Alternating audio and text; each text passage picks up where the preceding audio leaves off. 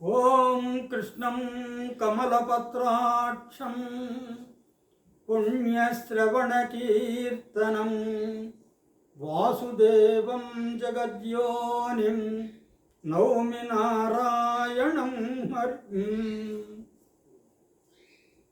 భగవద్గీత శ్రీకృష్ణ పరబ్రహ్మణే నమః. శ్రీమద్భగవద్గీత త్రయోదశోధ్యాయము క్షేత్రజ్ఞ విభాగ యోగము.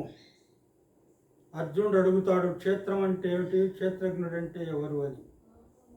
దానికి సమాధానంగా భగవంతుడైనటువంటి శ్రీకృష్ణుడు ఈ విధంగా చెప్తున్నాడు. నిత్యము అధ్యాత్మ జ్ఞానం ఉండడము, తత్వజ్ఞానము యొక్క లక్ష్యాన్ని దర్శించడము జ్ఞానమని చెప్పబడింది. దానికి భిన్నమైనదంతా కూడా అజ్ఞానము అంటున్నాడు.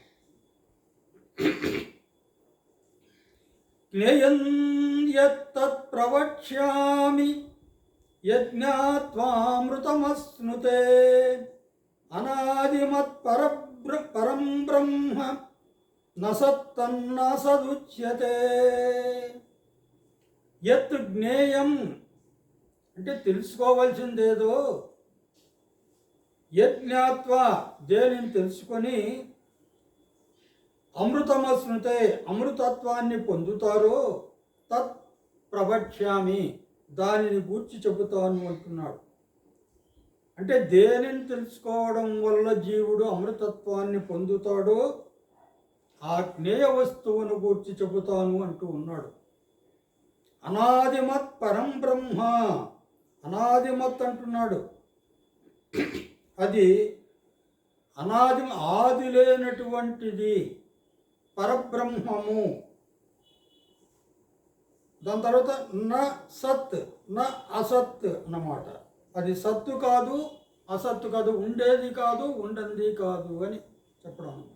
ఇదంతా కాస్త వేదాంతం కాబట్టి జీవితానికి పరమార్థమైనది ముఖ్యంగా తెలుసుకోవడమే జ్ఞేయము. తెలుసుకోవాల్సింది ఏదైతే ఉందో అది జ్ఞేయం అన్నమాట. క్షేత్రజ్ఞుడిలో యావత్తు క్షేత్రాన్ని తీసివేస్తే మిగిలే కేవల జ్ఞానస్వరూపమే జ్ఞేయ వస్తువు. యావత్తు క్షేత్రాన్ని తీసివేస్తే మిగిలే కేవల జ్ఞానస్వరూపమే జ్ఞేయ వస్తువు అన్నమాట. జీవుని బాహ్య ప్రవృత్తి అంతర్ముఖమై జ్ఞానంగా వివరింపబడిన 20 లక్షణాలు రూపొందినప్పుడు జ్ఞేయ వస్తువుని తెలుసుకొని అర్హత లభిస్తుంది అన్నాడు. 20 వస్తువులు మనకు ఆ 12వ శ్లోకంలో చెప్పాడు. అన్నిటికన్నా ఎక్కువైంది పరబ్రహ్మం. ఇక్కడ కనబడే సర్వానికి అది కారణం కాబట్టి, ఆ పరబ్రహ్మం కారణం కాబట్టి అది అసత్తు కాదు, అంటే లేనిది కాదు. చూడడానికి కనిపించదు కాబట్టి సత్తు కాదు. సర్వతః పాణిపాదం త్వత్ సర్వతోక్షి శిరోముఖం సర్వతః శృతిమల్లోకే సర్వమావృత్య తిష్టతి. తత్ సర్వతః పాణిపాదం అంటున్నాడు. ఆ జ్ఞేయ వస్తువు అంతటా చేతులు కాళ్ళు కలిగింది. సర్వతోక్షి శిరోముఖం, సర్వతః అంతటా, అక్షి శిరః ముఖము, అక్షి కన్నులు, శిరః శిరస్సు, ముఖము అంటే ముఖాలు కలిగింది అన్నమాట. సర్వతః శృతిమల్లోకే, దానికి అంతా కూడా శృతిమత్ అంటే చెవులు కలది అన్నమాట. సర్వం ఆవృత్య తిష్టతి, ఆ లోకంలో అంతటా ఆవరించి ఉంటుంది అన్నాడు. ఆ జ్ఞేయ వస్తువు అనేది అంతటా కాళ్ళు చేతులు కలిగి ఉంటుంది. అదేవిధంగా కళ్ళు, తలలు, ముఖాలు కలిగి ఉంటుంది. అంతా కూడా శృతిమత్ చెవులు కలిగి ఉంటుంది. సర్వము ఆవరించి ఉంటుంది. సర్వానికి కారణమైన భగవంతుడు సర్వాన్ని ఉపయోగిస్తాడు. భగవంతుడు సమస్తానికి కారణభూతుడు కాబట్టి ఆయన సర్వాన్ని ఉపయోగిస్తాడు. పనిచేసే చేతులన్నీ ఆయనవే, నడిచే కాళ్ళు, చూచే కళ్ళు, ఆలోచించే తలలు, తినే నోళ్ళు అన్నీ కూడా ఆయనవే. వ్యక్తమైన అన్ని రూపాలలో, అన్ని ప్రాణులలో తానుగా అంతటా నిలిచి ఉంటాడు అన్నమాట. సర్వత పాణిపాదం తత్ సర్వతోక్ష శిరోముఖం సర్వత శృతిమల్లోకే సర్వమావృత్య తిష్టతి అని చెప్పాడు. దాని తర్వాత శ్లోకం ఏంటంటే సర్వేంద్రియ గుణాభాసం సర్వేంద్రియ వివర్జితం అసక్తం సర్వభృచ్చైవం నిర్గుణం గుణభోక్తృచ. ఆ జ్ఞేయ వస్తు సర్వేంద్రియ గుణాభాసం అంటే అన్ని ఇంద్రియాల గుణాల చేత భాషిస్తుంది, ప్రకాశిస్తుంది అన్నమాట. సర్వేంద్రియ వివర్జితం అంటే ఏ ఇంద్రియము లేనిది అన్నమాట. ఇది ఆ జ్ఞేయ వస్తువు. అసక్తం అంటున్నాడు, దేనితోనూ సంబంధం లేకుండా ఉండేది. సర్వభృత్ అన్నిటినీ భరించేది. నిర్గుణం గుణరహితమైనటువంటిది. గుణభోక్తృచ గుణాలను భోగించేది అని కూడా చెప్పాడన్నమాట. ఇందులో భగవంతుని వ్యక్తావ్యక్త స్వరూపాలు, ప్రపంచంలో ఆయనకున్న విచిత్రమైన సంబంధము వర్ణింపబడుతున్నాయి. జీవుల ఇంద్రియాల ద్వారా ఆయన శక్తులు వ్యక్తమవుతున్నా రెండోది లేని ఆయనకు చూడవలసిందంటూ లేదు. అందుకని ఇంద్రియాలు లేవు. జీవులందరికీ ప్రాణమిచ్చి, శక్తినిచ్చి, జీవితాన్ని ఇచ్చి, జగత్తుని ఇచ్చి భరించేది ఆయనే. అయితే ఆయనకు ఎవరి పట్ల సక్తభావం లేదు అన్నమాట. అనంత స్థాయిలో ఆయన గుణాతీతుడు. ప్రపంచ స్థాయిలో అన్ని గుణాలని భోగించేది ఆయనే. తర్వాతి శ్లోకము బహిరంతశ్చ భూతానాం అచరం చరమేవ చ సూక్ష్మత్వాత్ తదవిజ్ఞేయం దూరస్థం చాంతికే చ తత్. ఇక్కడేమంటాడు? భూతానాం బహిః అంతశ్చ అంటున్నాడు. బహిరంతశ్చ భూతానాం అని. ఈ ప్రాణులకి బయట లోపల కూడా ఈ జ్ఞేయం ఉంటుంది. అచరం చరమేవచ అంటున్నాడు. అచరం అంటే కదలకుండా ఉంటుంది, స్థావరం. చరం ఏమిటంటే కదిలేది, జంగమం అన్నమాట. సూక్ష్మత్వాత్ సూక్ష్మైనందువల్ల తది అవిజ్ఞేయం, తెలియబడదు, చాలా సూక్ష్మం కాబట్టి అది. తది దూరస్థం, దూరంగా ఉన్నది.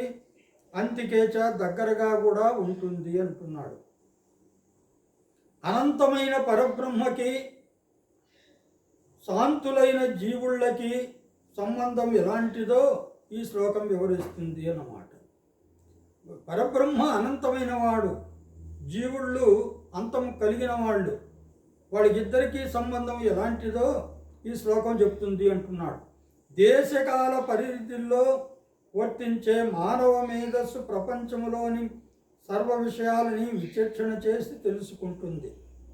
ఆయా దేశాన్ని అనుసరించి, ఆయా కాలాన్ని అనుసరించి, పరిధిని అనుసరించి మానవ మేధస్సు ప్రపంచంలోని సర్వ విషయాలను విచక్షణతో తెలుసుకుంటుందన్నమాట. లోపల బయట, చరం అచరం, దూరం దగ్గర అనేవి బుద్ధి యొక్క అంచనాలు.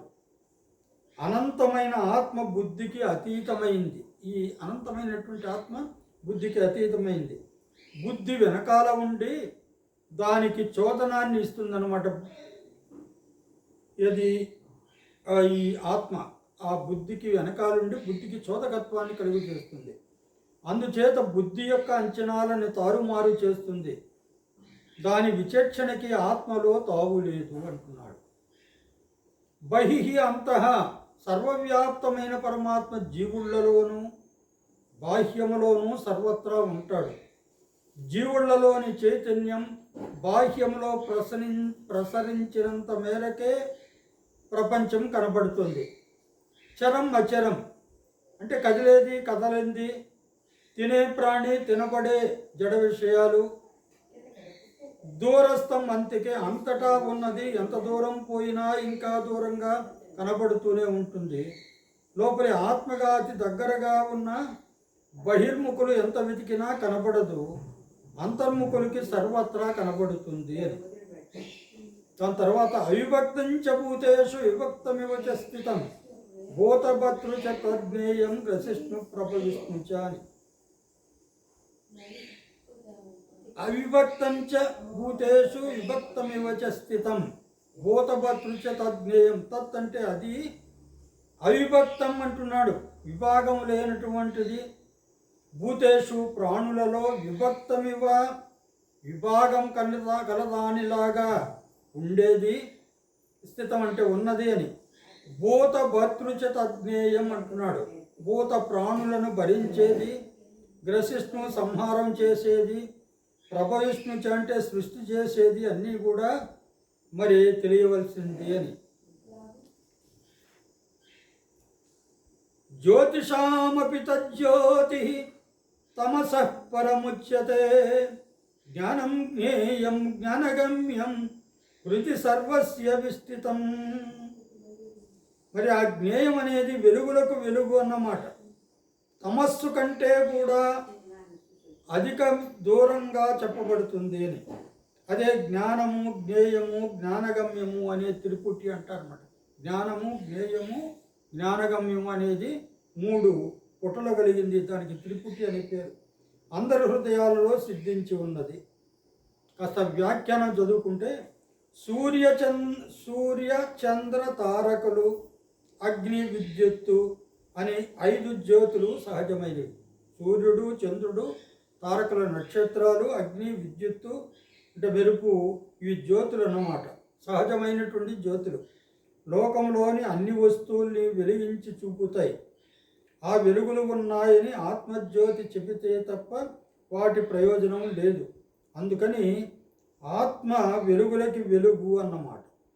చీకటిని కూడా వెలిగించి చూపుతుంది కాబట్టి అది తమస్సుకి పరము, దూరంగా ఉంటుంది.